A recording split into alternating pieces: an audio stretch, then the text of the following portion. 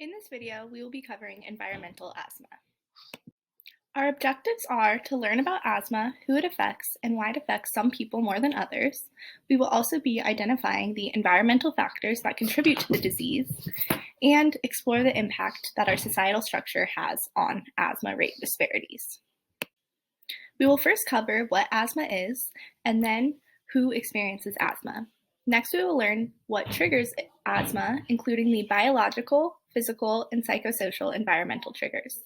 Next, we will look at a case study of childhood asthma rates in the Bronx, New York, and we'll finish up with a summary and citations of our findings. So what is asthma? Asthma is a condition where the airways in one's lungs swell, causing them to narrow and produce extra mucus. It causes coughing, chest tightness, wheezing, and/or shortness of breath. It can lead to emergency room visits, hospitalizations, and in worst-case scenarios, death. Asthma affects about 300 million people in the world and 26.5 million in the United States. Of these, 6.1 million affected are children. Looking at the percentages of those cases in the United States, 67% of them are adult cases and 33% are children cases. The percentages of children to adult asthma cases is pretty standard. However, when we look at this line graph, we get a better understanding of how asthma affects the different ages differently.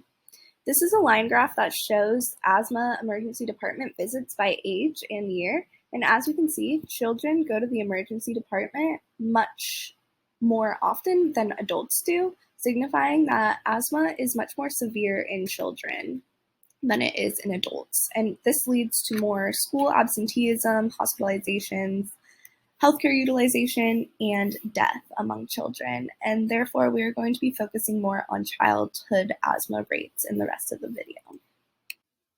Although asthma is one of the most chronic conditions that affect all children, it does not affect everyone equally. This graph shows us the national average of asthma rates by race and ethnicity. And as we can see, 8% of white children experience asthma, 12.7% of Black children experience asthma, 13% of Indigenous children, and 19.2% of Puerto Rican children experience asthma. These disparities among race and ethnicity groups is something that we definitely need to look deeper at to address the issue itself. So what causes asthma? Asthma is a result of both genetic and environmental factors that play a role in the disease. However, this video is going to be focusing on the environmental factors. So the pressure of someone's immediate environment is a result of their psychosocial position, which then affect the biological and physical triggers of asthma that they're exposed to. Biological triggers of asthma contribute more to the development of the disease, whereas physical triggers exacerbate the symptoms more. Biological environmental triggers include exposure to dust mites, rodents, cockroaches, cats and dogs, mold, and endotoxins that get in one's body and therefore influence their biology that results in asthma symptoms. So we don't usually think about the indoor environment when we think of environmental triggers of asthma, but they're actually very influential in asthma. And most Americans spend about 90% of their time indoors, so there should be an increased attention to the role of the indoor environment in asthma. So exposure to these biological environmental triggers can be influenced by one's socioeconomic status, as those in poverty are less likely to have maintained homes, have more airflow in their homes, have less rodents, be able to clean more. And one of these examples is having an air vent in your kitchen is actually really influential on asthma rates, but you wouldn't necessarily think that. The next type of trigger we are going to be looking at is physical environmental triggers, which is more what we think about when we think of environmental asthma caused from the outdoor environment. And the biggest contributor to these physical triggers is pollution. So that includes exposure to particulate matter, chemical and biological materials like carbon monoxide, nitrogen dioxide, black carbon, and sulfur dioxide, which affects one's lungs and therefore exacerbates asthma symptoms. So, more exposure to pollution can also be due to one's socioeconomic status, as lack of green space affects the air quality in one's environment, and also the placement of highways, factories, and industrial buildings that pollute more harmful toxins can influence those in poverty at much higher rates. And finally, the type of trigger of asthma that encompasses both the biological and physical environmental triggers that one is exposed to is one's psychosocial environment. And this includes a person's neighborhood, socioeconomic status, family relationships, and social networks that dictate the environment one lives in, and therefore their exposure to these triggers.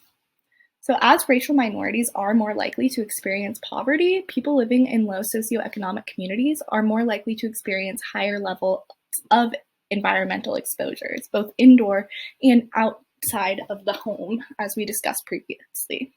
This can help explain the asthma rate disparity that we previously looked at.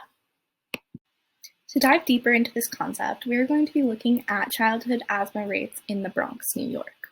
So children have the highest rate of asthma risk than anywhere else in the country in this area, and it is the leading cause of hospitalization and school absence. Children in the Bronx are twice as likely to die from asthma than the average child as well. So I thought this was a great example to look at and dive deeper into why this disparity occurs. When we look at the demographics of the Bronx, we can see there is much more racial and ethnic minorities present in this community than in the greater New York area, as well as in all of the United States, with 4% of the population being Asian, 29% being Black, 56% being Latinx, and 9% being white, as compared to the US average of 6% of the population being Asian, 12.4% being Black, 18.7% being Latinx, and 57.8% being white.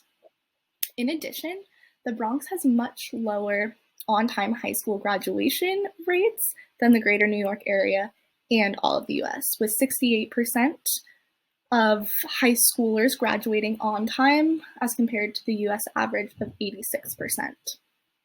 Finally, we can see that the Bronx experiences economic stress at a much higher rate than the greater New York area and all of the US, with 25% poverty rate as compared to 11.4% as the national average.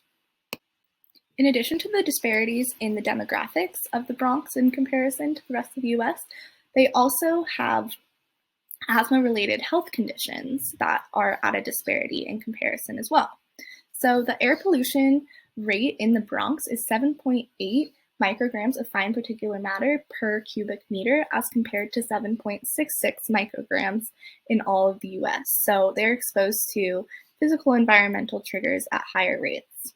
In addition, 35% of homes in the Bronx report cockroaches as compared to 11.3% countrywide. So there is a much higher exposure to cockroaches, which are really influential in the development of asthma.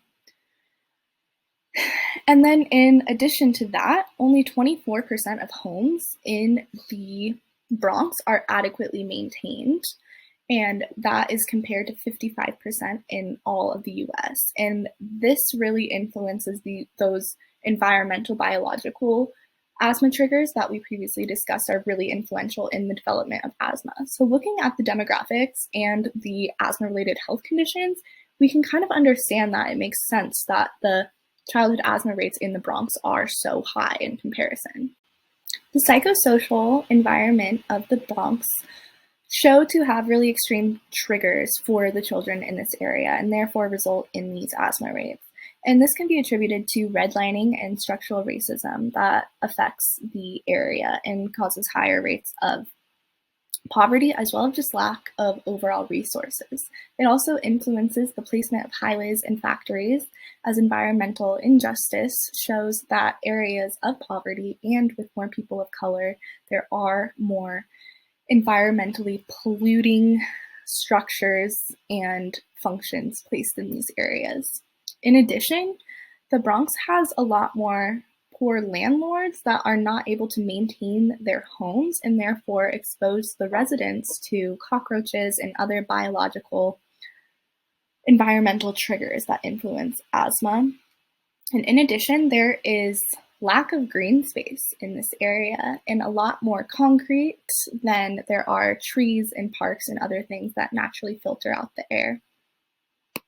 In summary, the environmental factors influencing high rates of childhood asthma in the Bronx are reflective of the asthma disparities that we see throughout the country. A big contributing factor to this health disparity is environmental injustice, as housing segregation and racially biased decisions influence local land use, enforcement of environmental regulations, industrial facility siting, and the pathways of freeways, which therefore expose those in these areas to more physical asthma triggers. Systemic racism that exists in the US results in communities of colors experiencing poverty at higher rates, and this often leads to poorer housing conditions that can biologically trigger asthma rates as well. Addressing these disparities, as well as the overall housing and environmental issues in this country, is essential to lowering overall asthma rates, as well as the disparities that we see among different racial and ethnic groups. And here are the citations for this video. I hope you enjoyed and you have a great rest of your day.